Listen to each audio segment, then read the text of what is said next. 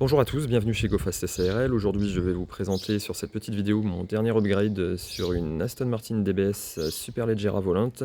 Donc une superbe configuration dans un combo de coloris assez spectaculaire, mais qui sied parfaitement à la philosophie de cette version Volante. Je vous fais un petit tour du véhicule rapide pour vous faire profiter quand même des courbes sculpturales et de la beauté de ce modèle dans cette configuration-là. Il eût été dommage de ne pas en profiter. Donc vraiment une très belle auto avec un combo de coloris qui est assez sympathique et qui égaye de façon significative le véhicule. Donc l'intérieur avec des rappels, des touches de rappel de la teinte extérieure, donc également très sympathique. Donc, je vais vous présenter rapidement en fait la teneur de cet upgrade, sachant que ceux qui sont coutumiers de mes vidéos sur ma chaîne YouTube ont déjà vu ce que j'étais en capacité de faire sur l'intégralité de la gamme Aston Martin, et j'équipe très régulièrement des DBS Superleggera, donc c'est pas forcément une nouveauté pour certains d'entre vous. Donc le Media Rack que je modifie en ajoutant une prise USB, donc c'est la prise USB qui est dédiée à la connexion filaire du téléphone lorsque l'on veut utiliser le CarPlay ou l'Android Auto en filaire, sachant que ça fonctionne parfaitement wireless, je vous le ferai voir tout à l'heure. J'interface le signal sonore du module CarPlay sur la prise USB 2, donc Media Interface 2 USB auxiliaire. On conserve bien entendu l'intégralité des fonctionnalités et des commandes d'origine, que ce soit caméra de recul, interfaçage radio, etc.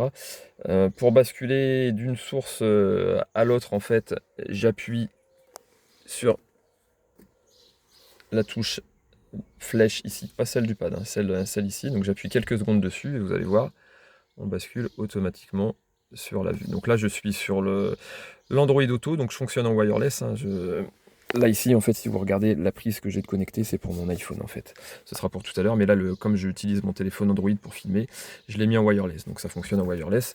Donc on utilise bien entendu la molette pour naviguer dans les différents menus. Au bas, en fait, pour passer de la barre inférieure à la barre supérieure. Donc je remets une impulsion vers le haut et on repasse sur ce menu-là.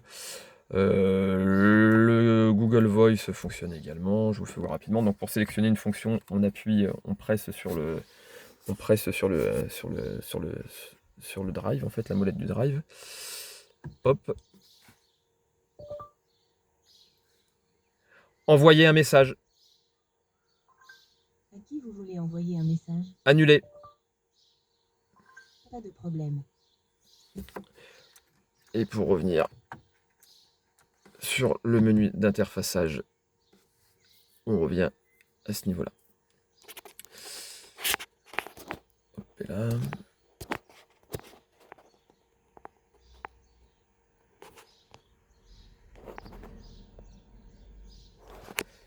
Donc je vais vous faire voir la partie iOS iPhone. Donc là pour le coup je suis raccordé en filaire sur mon téléphone. Donc je vais juste le déconnecter et le reconnecter. Hop, et là.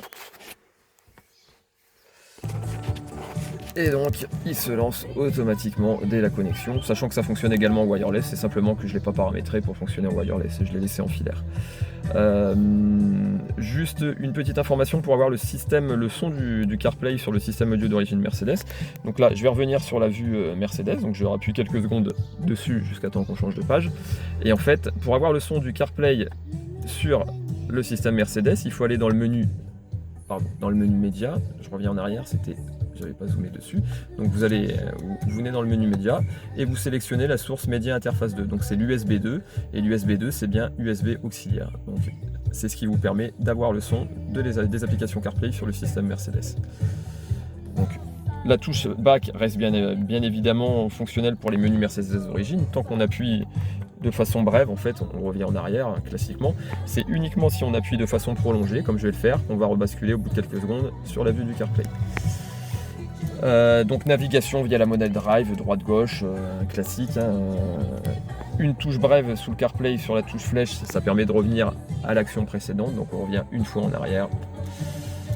Hop, et là, quand on est sur l'application musicale, bien entendu, on peut augmenter le son ou le diminuer via la molette du volant. Et on peut changer de piste en faisant une pression droite ou une pression gauche au niveau du drive. Donc là par exemple je mets une pression et on change de piste à chaque fois.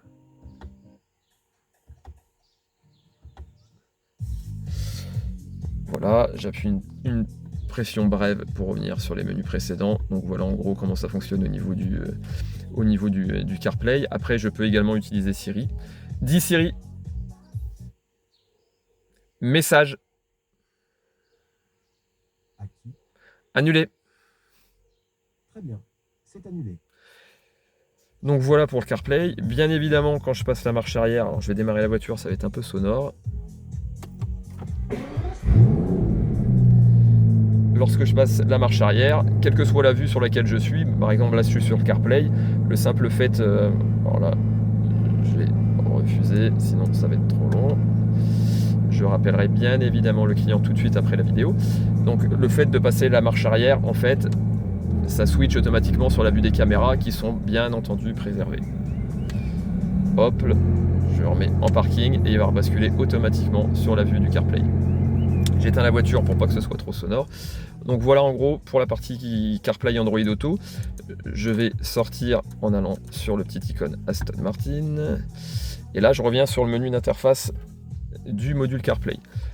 Donc dans le menu Setup en fait on a tout un tas de paramètres, je ne vais pas rentrer dedans en détail parce que ça n'a pas d'intérêt particulier, mais en fait on peut gérer tout un tas de fonctionnalités qui sont assez sympathiques et utiles, mais je ne vais pas vous assommer avec tout ça. Je vais vous faire voir par contre la fonctionnalité qui est assez sympa de lecture de fichiers audio et vidéo. Donc là je mets ma petite clé USB sur le port dédié. Hop, et là.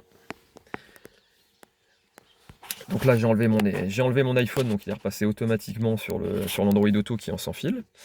Je vais revenir hop, sur le menu principal et je vais aller sur USB. Hop, et là, donc vous voyez, je suis bien surligné au niveau du USB. Hein. Il faut vraiment que le surlignage soit sur la fonction. Je presse sur le drive et hop, je rentre sur le menu USB. Donc il va relancer le dernier fichier que j'avais ouvert. Donc là en l'occurrence c'est un MP4, donc c'est l'élève du Cobu. Mais si vous revenez dans le menu, en fait, je vais vous faire voir. Hop, et là, vous avez le menu musique. Donc, hop, il y a tout un tas de fichiers. Donc là, c'est une interface de lecture MP3 classique qui ne sera pas forcément utile pour la plupart d'entre vous, mais qui a le mérite d'exister, donc je voulais vous le faire voir. Et on a également la possibilité de lire des fichiers vidéo. Hop, et là, vidéo, MP4, et là vous avez toute une liste de MP4 que moi j'ai encodé. Donc bien entendu la qualité vidéo va dépendre du format d'encodage et de compression. Et hop, il vous relance. Alors je précise que le Video in Motion est activé, ça veut dire que la vidéo continue en roulant, mais que bien évidemment cette fonctionnalité est dédiée aux passagers. Hein. Le conducteur reste concentré sur sa route, toute son attention et sa vigilance doivent être dédiées aux conditions de circulation. Mais bon, voilà, ça a le mérite d'exister également, c'est assez sympa pour égayer les parcours des passagers, surtout si le passager est un enfant.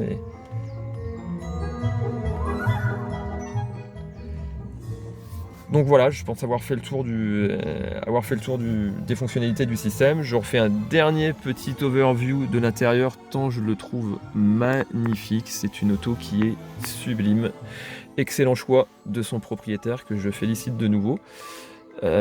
Pour plus de renseignements et d'informations, n'hésitez pas à visiter mon site internet. Vous tapez GoFast60 sur Google pour me trouver. Vous pouvez également visiter ma chaîne YouTube sur laquelle vous verrez pas mal de vidéos de mes réalisations sur l'intégralité de la gamme Aston Martin, sachant que je fais bien entendu de l'upgrade infotainment, mais je fais également de l'entretien, de la préparation esthétique mécanique, donc liaison au sol, châssis, freinage, moteur, admission, échappement.